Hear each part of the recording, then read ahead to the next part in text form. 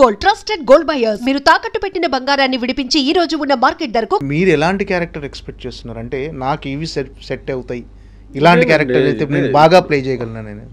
ఇవే అండి. ఇప్పుడు మనం ఏదైనా కొంచెం ఎక్స్ట్రా ఆర్డినరీగా ఉండి, అగైన్ బియర్డ్ ఈ లుక్ ఉండి, కొంచెం వైల్డ్ లుక్, లేకపోతే పాలిష్డ్గా కూడా ఐఎమ్ హోపింగ్ ఒక మంచి పాలిష్డ్ విలన్ సూట్లు వేసుకుని ఏసీలో కూర్చుని, ఎందుకంటే చేసిన 3 సినిమాలు ఎండలో బాగా తిరిగి గుర్రాల మీద కూర్చుని ఇక్కడ దొల్లి పడి అక్కడ పడి, సో కొంచెం ఒక మంచి సినిమా సూట్ వేసుకుని ఏసీ రూమ్లో కూర్చుని లగ్జరీ కార్లో వెళ్ళడం, అలాంటి క్యారెక్టర్ పడితే ఐల్ బి హ్యాపీ. మీరు గుర్రం ఎక్కినా గుర్రపు చిన్న బొమ్మలా ఉంటుంది మీకు. పెళ్లిలో ఉండింది. కానీ నేను అన్ని ఇప్పుడు Harihara all my own stunts, no dupe, no stunt man. Okay. So కొన్ని రోజులైతే నేను ఒక్కడనే ఉండేవాడిని ఆర్టిస్ట్గా. ఓకే. అందరూ స్టంట్ మ్యాన్ డూప్స్ ఉండి హార్స్ రైడింగ్ సీన్స్, సో అన్నీ నేనే చేశాను. గుర్రం నుంచి పడ్డాను కూడా. ఓకే. పడి బాగా తగిలింది, తలకి తగిలి సిటీ స్కాన్ తీసుకుని ఓకే నెక్స్ట్ డే పర్లేదు అని మళ్ళీ వెళ్ళి చేశాను. ఈ బల్లాల దేవుడు క్యారెక్టర్ బాహుబలిలో అది మిస్ అయినందుకు ఏమైనా డిసప్పాయింట్ అయ్యారండి? లేదండి, అది మన సడన్గా వచ్చింది. 3 weeks ట్రైనింగ్ చేయించారు, అలాగే పోయింది.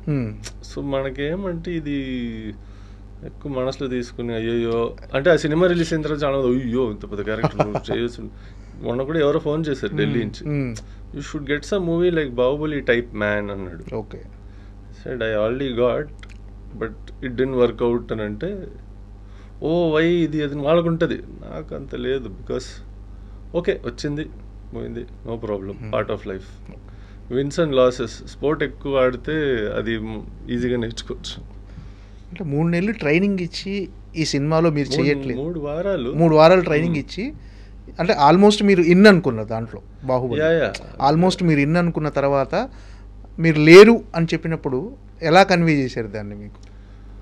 అంటే ఫస్ట్ అండి అది యాక్చువల్గా రానా చేయాల్సిన రోల్, ఆల్రెడీ రానా చేస్తున్నారు. అంటే మీకంటే ముందు ఫస్ట్ రానా గారిని అనుకున్నారు?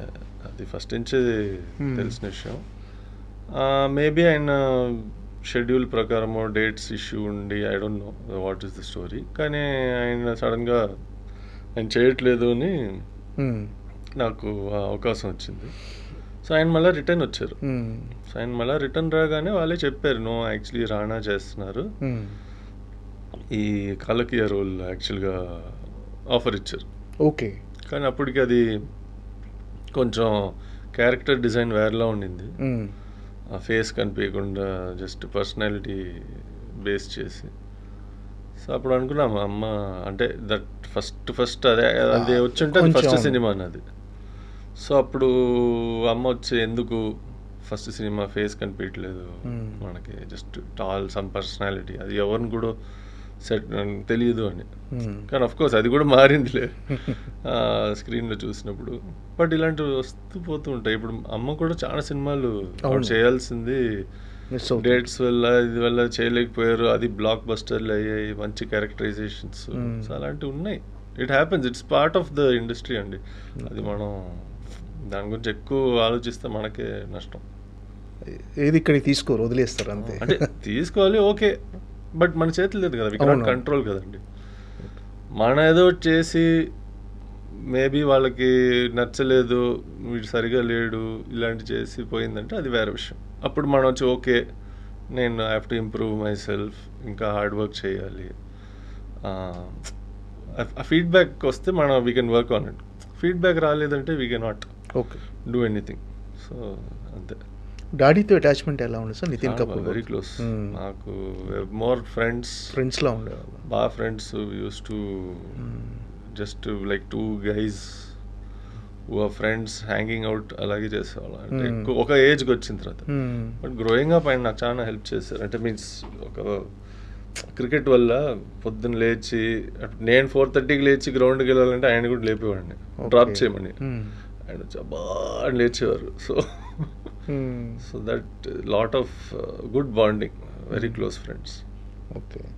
అంటే ఆయన ప్రొడ్యూసర్గా సినిమాలు చేయటం వల్లే ఆర్థికంగా నష్టపోయి, అంటే ఫైనాన్షియల్గా బాగా నష్టపోయి సూసైడ్కి అటెంప్ట్ చేశారా ఏంటి సార్? అంటే లేదు, అది జనరల్ డిప్రెషన్ అండి. చాలామంది ఇప్పుడు మన ఇండియాలో చాలామందికి ఆ టాపిక్ అంటే ఏదో కారణం ఉండాలి దీనివల్ల దానివల్ల అని అనుకుంటారు. It's not that. ఒక మనిషి, ఒక వ్యక్తి ఆయన ప్రయత్నం చేశారు. చాలా అప్స్ అండ్ డౌన్స్ ఉంటాయి, కొన్ని నష్టాలు జరిగాయి, కొన్ని మంచిది కూడా జరిగింది. సో ఆ ఒక్క విషయం మీద బేస్ చేసుకుని ఆయన అలా సూసైడ్ చేసుకున్నారని చెప్పలేం. ఆయన చాలా ఏళ్ళుగా డిప్రెషన్లో ఉన్నారు, very deep clinical depression. Treatment తీసుకున్నారు. ఇన్ఫ్యాక్ట్ ఆయన బాంబేకి వెళ్ళి బాంబేలో చనిపోయారు. బాంబేలో కూడా ట్రీట్మెంట్ కోసమే వెళ్ళారు. సో అక్కడ యాక్చువల్గా వెళ్ళి బాంబేలో ఉండడం జస్ట్ ఫర్ ట్రీట్మెంట్. ఆ ట్రీట్మెంట్ కూడా పూర్తి అయ్యి చాలా అంటే ఉంటాయి. ఇట్స్ లైక్ సైకలాజికల్గా ఒక మనిషి బైపోలర్ ఎక్కువైపోతారు, స్టెబిలిటీ ఉండదు, వాళ్ళే ఏం చేస్తున్నారు వాళ్ళకి తెలియదు కొన్నిసార్లు. సో అలా జరిగిపోయింది, can't do anything. But yeah, ఒక్క సినిమా లాస్. సినిమా అంటే సినిమాలో పోయింది అని మీరు అలా చెప్తున్నారు, కానీ మాకు వచ్చేది అది, మాకు బిజినెస్ కూడా అదే. వేరేదో బిజినెస్ చేసి ఆ బిజినెస్లో వచ్చిన డబ్బులు పెట్టి సినిమా తీసి ఆ సినిమా పోయి దానివల్ల నష్టపడిపోయి డిప్రెషన్కి వెళ్ళారంటే అది వేరు కదా. ఫస్ట్ నుంచి ఆయన అదే చేస్తున్నారు కాబట్టి అప్స్ అండ్ డౌన్స్ ఎప్పుడు ఉంటాయి. ఒక్క సినిమా 2 సినిమాల వల్ల కాదు. ఓకే, డిస్కస్ చేసేవాళ్ళండి ఆ ప్రాబ్లమ్స్ మీతో కానీ? మేము ఒక వ్యక్తి ఇంత డిప్రెషన్లో ఉన్నప్పుడు ఫ్యామిలీ మెంబర్స్ కూడా హాస్పిటల్కి వెళ్ళి డాక్టర్స్తో మాట్లాడడం జరుగుతాయి. అంటే ఇప్పుడు కౌన్సిలర్స్, సైకియాట్రిస్ట్స్ చాలామంది ఉంటారు. అండ్ మేము చాలామందిని చూసాం కూడా డిఫరెంట్ సిటీస్లో. చెన్నైకి వెళ్ళాము, బాంబేకి వెళ్ళాము. ఇది సో ఇప్పుడు వెళ్ళినా మేము ఫ్యామిలీగా ఉండి, ఇప్పుడు మా మదర్, నేను, మా తమ్ముడు, ఆల్ సపోర్టెడ్. డాక్టర్ని కలవడం, డాక్టర్తో మాట్లాడి ఎలా హెల్ప్ చేయాలి, ఈయనకి ఎలా ఇంట్లో ఎలా ట్రీట్మెంట్ చేయించడం, ట్రిగర్స్ ఏముంటాయి, ఆ ట్రిగర్స్ వల్ల డిప్రెషన్ సడన్గా వస్తాయి, సడన్గా హ్యాపీగా ఉంటారు. సో ఇలాంటి చాలా జరుగుతాయి. సో ఇలాంటి ఇల్నెస్ ఉన్నప్పుడు ఒక జబ్బు అండి అది. ఇట్స్ నాట్ లైక్ క్యాన్సర్లా అనుకోండి, కొన్ని గైడ్ లైన్స్ ఉంటాయి, డాక్టర్స్ చెప్తారు ఫాలో అవ్వమని. సో ఇది కూడా అంతే. సో ఇవన్నీ చేసాం మేము. సపోర్ట్ సిస్టమ్ మీకు చెప్పినట్టు మా ఫ్యామిలీ అండి, మదర్ సైడ్, ఫాదర్ సైడ్ చాలా మంచి సపోర్ట్ చేస్తారు. ఇప్పటికీ మా ఫాదర్ సైడ్ కూడా బాంబేలో ఉంటారు అందరూ, ఢిల్లీ, బాంబేలో ఉంటారు. వాళ్ళతో మాట్లాడినా ఎప్పుడు ఆల్వేస్. జితేంద్ర కపూర్ వాళ్ళ ఫ్యామిలీ, జితేంద్ర గారు ఆయనకి కొంచెం బాగా ఏజ్ అయింది ఇప్పుడు, కానీ అంటే ఆ ఫ్యామిలీ మీతో మీకు రిలేషన్స్ ఉన్నాయి సార్? ఇప్పుడు వెళ్తుంటారా, రెగ్యులర్గా కలుస్తుంటారా? ఎక్కువ జితేంద్ర గారు ఫ్యామిలీ అంటే ఆయన కొడుకుని కూతుర్ని ఎక్కువ కలవము. అంటే వాళ్ళు చాలా బిజీ. మాకు చిన్నప్పటి నుంచే వాళ్ళకన్నా మా ఫాదర్ వాళ్ళ సిస్టర్ ఫ్యామిలీ బాగా క్లోజ్. అంటే బాంబేకి వెళ్ళినా వాళ్ళ ఇంట్లోనే ఉంటాం. సో వాళ్ళ పిల్లలు అంటే మా కజిన్స్, సో బాగా క్లోజ్ ఉంటాం. ఇప్పటికి వాట్సాప్ వచ్చిన తర్వాత అందరు ఫ్యామిలీ గ్రూప్స్ ఇప్పుడు నాకు బాంబే ఫ్యామిలీ గ్రూప్ ఒకటి ఉంది, ఇక్కడ చెన్నై ఫ్యామిలీ గ్రూప్ ఒకటి ఉంది. సో ఇద్దరితో రోజు టచ్లో ఉంటాం. ఓకే, అంటే నాన్నగారు అంటే బిగ్గెస్ట్ లాస్ అది ఫ్యామిలీకి. అవును, ఆ టైంలో అమ్మగారు కూడా మీ అమ్మగారు చాలా డిసప్పాయింట్ అయ్యారు నాకు తెలిసి. సినిమాలో కూడా కొంత గ్యాప్ ఇచ్చారు, చాలా కొంచెం. అవును, గ్యాప్ ఇచ్చారు. షాక్స్, బేసిక్లీ షాక్లో వెళ్తారు ఎవరైనా. సో షాక్ నుంచి బయటికి రావాలంటే ఇప్పుడు నేనేం చేశానంటే అప్పుడు నేను అన్నీ వదిలేసి 1 full year I dedicated to my mother. ఎందుకంటే మా తమ్ముడు కూడా ఉన్నాడు, కానీ వాడి జాబ్ ఎలా అంటే వాడు కొంచెం ట్రావెలింగ్ ఎక్కువ ఉండింది. సో మాదేమంటే సినిమాలు కాబట్టి మన చేతిలో ఉంటుంది. సో నేను అన్నీ వదిలేసి ఒక 1 year ఆవిడ చూసుకున్నాను. అంటే ఆవిడ చూసుకున్నానంటే ఆవిడ నన్ను కూడా చూసుకున్నారు. So we were there for each other. Okay, ఇద్దరిని మేము సపోర్ట్ చేసి బయటపడ్డాం సిచ్యువేషన్, సాడ్నెస్ నుంచి. ఆ క్రూషియల్ టైంలో బాగా సపోర్ట్ ఇచ్చింది ఎవరు సార్ మీకు ఆ టైంలో? అమ్మగారికి కానీ మీకు కానీ? బాగా మా ఫాదర్ ఫ్రెండ్స్ కూడా, మా ఫాదర్ వాళ్ళు ఇక్కడ ఉన్న హైదరాబాద్లో ఉన్న ఫ్రెండ్స్, బాంబేలో ఉన్న చిన్నప్పుడు ఫ్రెండ్స్ కూడా మాకు హైదరాబాద్కి రావడం, మాతో ఒక 4-5 days ఉండడం. నేను లేదు పర్లేదు మేము ఉంటాంలే, చాలా మంది సపోర్ట్ చేశారు. అదేనండి, ఫ్యామిలీ ఫ్రెండ్స్ లైఫ్లో ఎప్పుడు వాళ్ళు సపోర్ట్ చేస్తారు. అదొకటి ఐ బిలీవ్. మనం ఎప్పుడు రిలేషన్షిప్స్ మెయింటైన్ చేయాలి.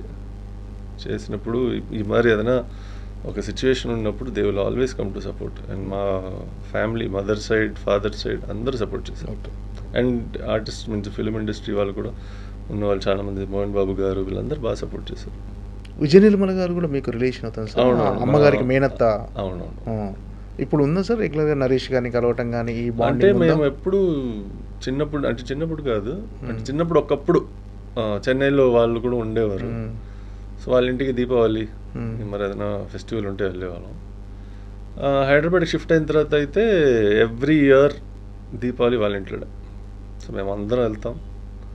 సో ప్లస్ ఏదైనా ఫంక్షన్స్ ఉంటే వెళ్తాము, కానీ దీపావళి అయితే గ్యారంటీ వాళ్ళ ఇంట్లోనే ఎవ్రీ ఇయర్.